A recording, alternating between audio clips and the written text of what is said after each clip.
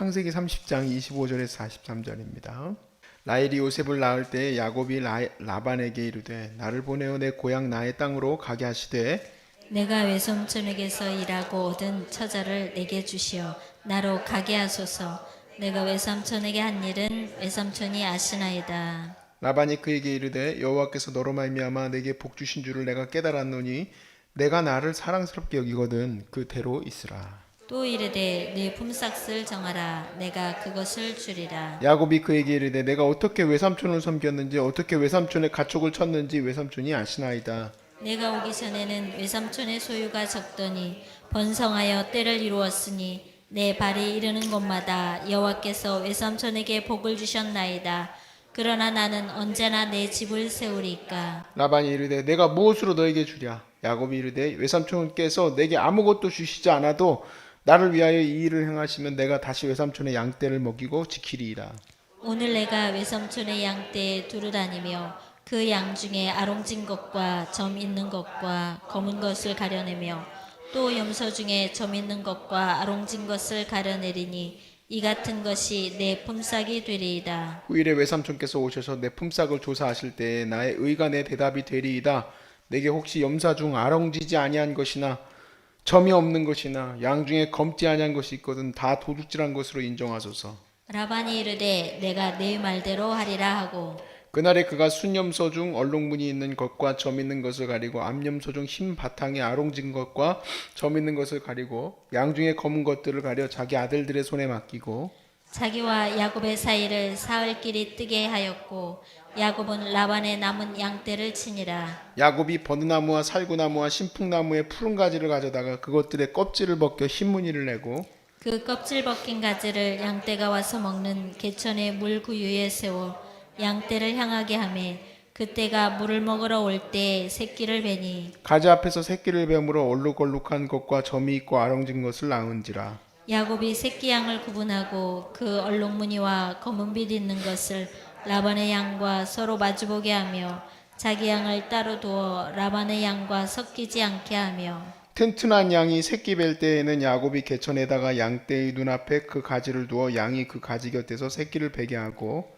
약한 양이면 그 가지를 두지 아니하니 그렇게 함으로 약한 것은 라반의 것이 되고 튼튼한 것은 야곱의 것이 된지라. 다 함께 이에 그 사람이 매우 번창하여 양떼와 양떼와 노비와 낙타와 나귀가 많았더라. 많았더라. 아멘. 아멘.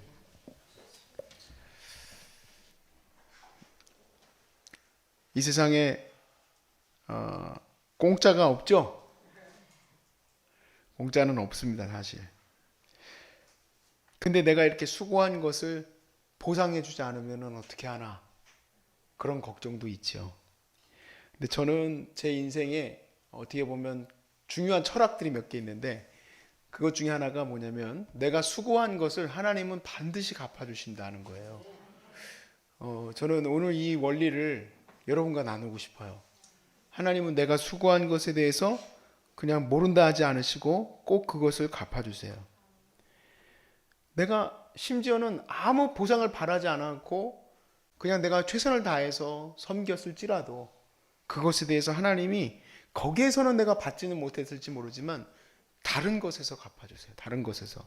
혹시 내가 받지 못하면 내 자녀에게서라도 그것을 받게 하셔요.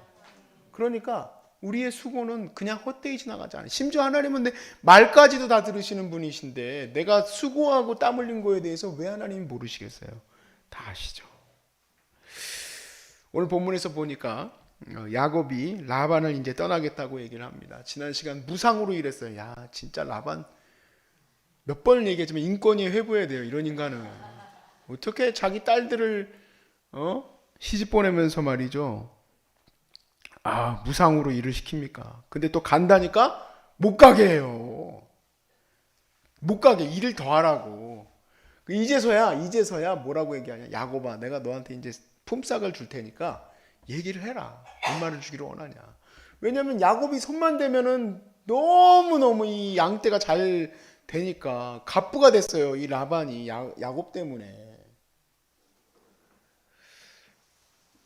자, 이 사실상 야곱도 문제예요. 왜냐면은 지금 너무 이 두 부인이 서로 질투를 해가지고 속성으로 애가 12명이 돼버렸어요. 딸 디나까지 앞에서. 어떻게 보면 부인이 4명이죠. 먹고 살려야 될 식구가 나는 3명이지만 나까지 4이지만 이거를 12, 13, 14, 15, 16 종돌까지 합치면 이거 도대체 어떻게 해야 되는 겁니까? 이거를 너무너무 많은 이 자녀들을 어떻게 되겠어요? 자, 그런데 어떻게 보면 이게 성경에 나와 있지는 않지만 야곱이 양들을 키워내면서 뭔가 느낀 게 있었는지 기도했던 건지 잘 모르겠습니다. 그런데 이 라반에게 독특한 제안을 합니다. 그럼 삼촌, 내가 돈도 안 받겠다. 다만 이제 말은 하자라고 얘기는 안 했는데 이렇게 듣기에는 하자 같아요. 아롱진 거, 그리고 전박이 이런 것들, 이런 양과 염소는 내가 가지고 나머지 순백의 하얀색 또 그리고 아름다운 것들은 우리 삼촌이 가져가십시오. 어떻게 생각합니까? 아, 좋다는 거예요. 좋다. 그렇게 해라. 근데 이제 이것을 독특하게 풀어갑니다.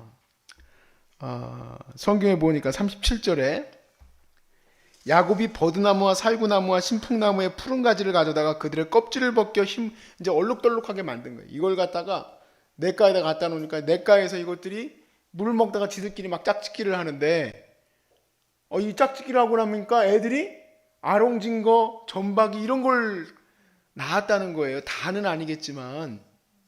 그래서 건강한 애들은 또 그런 걸 보여주면서 이제 건강한 전박이가 나오게 하고 아롱진 게 나오게 하고 이런 방법을 썼어요. 당연히 이게 생물학적으로 가능한 얘기냐? 불가능한 얘기죠. 그 앞에 아롱진 거 봤다고 아롱진 게 나옵니까? 그럴 리가 없지. 그건 유전적으로 그렇게 나오는 건데. 근데 중요한 건 뭐냐면 하나님이 그거를 챙겨주셨다는 거예요. 그걸 챙겨주셨다는 거예요.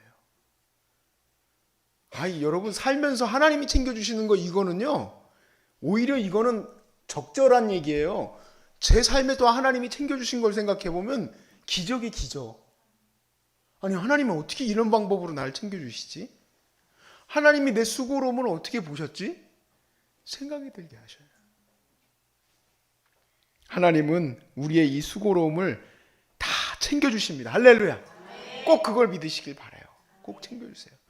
지금 야곱의 방법을 하나님이 복 주셔서 주신 거지 이게 야곱이 똑똑해서 주신 건 아니라고 생각해요. 하나님이 챙겨주신 거예요. 이스라엘 백성이 이집트에서 종되었었죠. 열심히 일했어요. 받은 것도 없습니다. 근데 하나님이 이집트의 백성의 마음에 독특한 마음을 주셨어요. 그들이 떠나갈 때에 자기들의 이 보석이며 또 목걸이며 이런 것들을 챙겨주게 하신 거예요. 하나님이 갈 때 빈손으로 안 가게 했어요. 하나님이 그것도 챙겨주셨어. 아브라함도 챙겨주셨어. 이삭도 갈 때 이삭도 챙겨주게 하셔요. 아직도 못 믿겠습니까? 하나님 챙겨주신다니까요. 그 수고로움을 챙겨주셔요. 사도 바울도 일하는 소에게는 멍에를 매지 않게 한다 이 얘기예요. 왜냐하면 하나님이 그것을 챙겨주신다 이 얘기예요. 하나님이. 제가 이런 마음을 갖게 된 그 확신이 든게 된 계기가 있었어요. 이제 미국 유학을 갔는데 저는 참 어리석죠. 어리석어. 그렇게 어리석을 수가 없어. 저는 가게 되면 당연히 사역을 할 줄 알았어요. 내가 그렇게 대단한 줄 알았나 봐. 가가지고 당연히 사역을 하면서 페이를 받고 거기서 준비를 해가지고 유학을 하겠다라는 이런 나름대로의 계획을 가졌는데 안 써주는 거예요. 저를. 당연히 안 써주죠. 교단도 다르고 내가 어떤 사람인 줄 알지도 못하고. 그런데 나를 어떻게 씁니까? 그러니까 그 즉시로 직책은 강도사라고 불러주지만 일반 평신도가 된 거예요. 일반 평신도. 저는 거기다 유학생이니까 일하는 것도 불법이에요. 불법. 일하면 안 돼요. 학교에서 일하는 거 아니면 일하면 안 돼. 어떻게 해야지 내가 먹고 살 수 있을까? 하나님이 수고한 거에 대해서 반드시 갚아주신다고 했으니까 일단은 할 수 있는 건 다 해보자. 그렇게 생각을 했어요. 그래서 성도들이 열심히 헌신하고 봉사하는 분들이 많잖아요. 그분들보다 무조건 더 많이 해야 된다. 난 목사잖아요. 어찌됐든. 목사인데 목사니까 뒷짐지고 나는 지금 목사가 아니니까 설교만 듣고 집에 가겠다. 그것만큼 정말 진짜 그 배짱이 같은 정신이 어디 있어요. 성도들 맨날 설교 때는 열심히 봉사라고 해놓고는 지가 열심히 봉사해야 되는 지금 평신도가 되고 나니까 아무것도 안 해? 안 되잖아요. 그래서 아침 새벽부터 주일날도 6번의 예배가 있는데 6번 예배를 다 드렸어요. 진짜로 다 드렸어요. 그래서 뭐 영어 예배도 사실은 가가지고 영어도 잘 안 들리는데 앉아가지고 또 영어 예배 분위기가 뭐냐면 막 다 일어나래. 스탠드업 에브리바디 뭐 해가지고 막 서로 인사해. 그 미국 사람들은 왜 알지도 못하면서 막 아는 척하고 막 뭐 아는 막 뭐라고 막 웃고 있어야 돼. 아는 척하고 자꾸 쉐어시켜요. 뭐를 이렇게 삶을 쉐어시키고 블레싱하고 이렇게 약간 이렇게 미국 예배는 그래요. 그것도 했어요. 그것도 심지어 어린이 예배까지 드렸어요. 어린이 예배까지.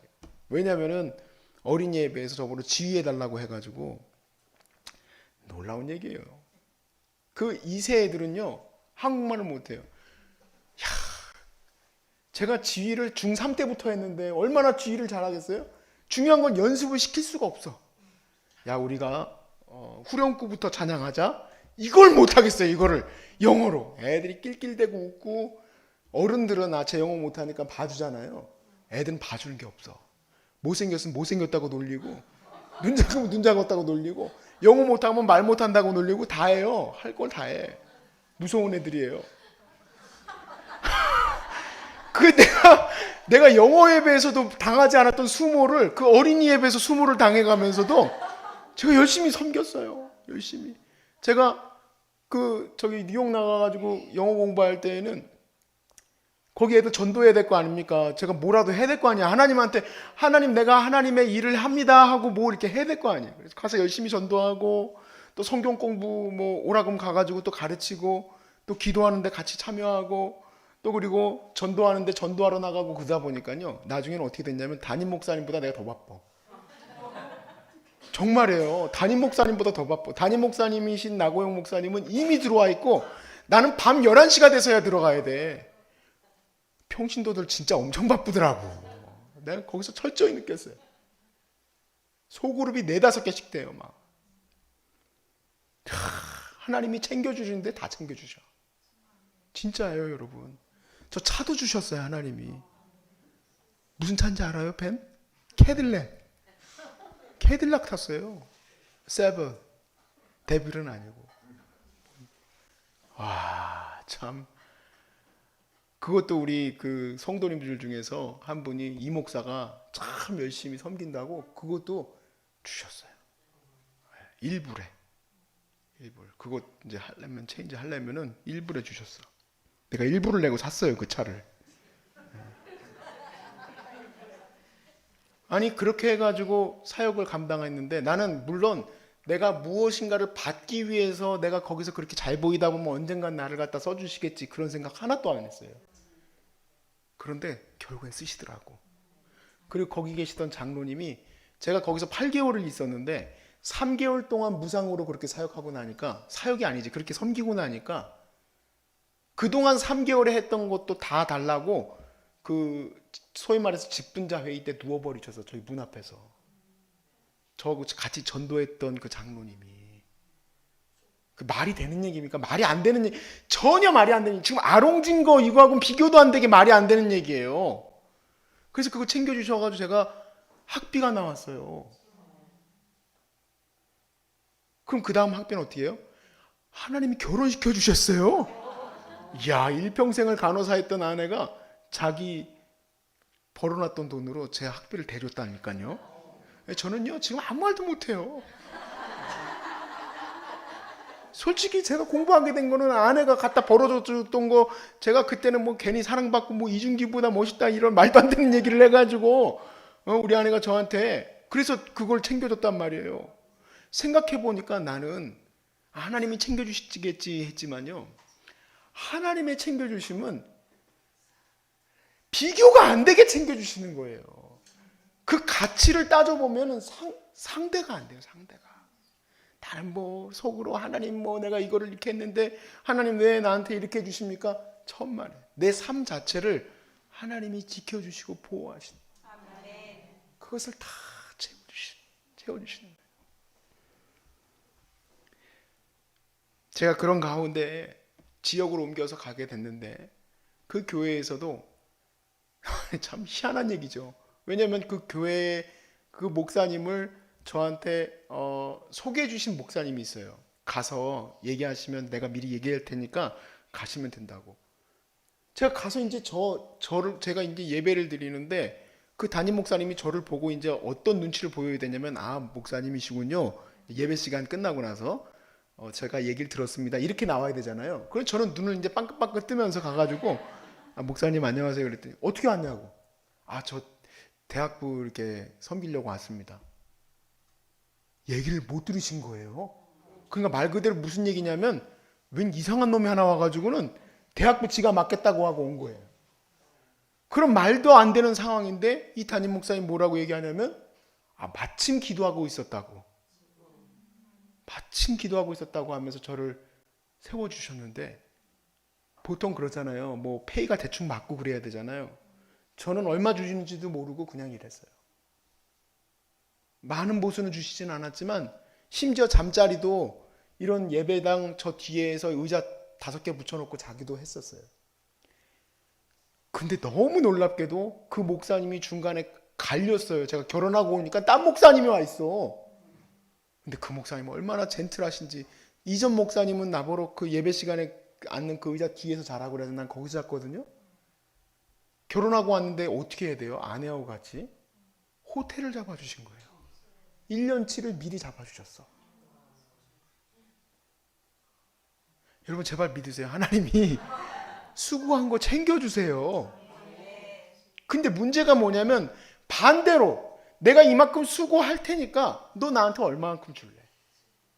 내가 이만큼 헌신했는데 넌 나한테 뭘 줄래? 이렇게 생각하는 건 잘못된 거예요.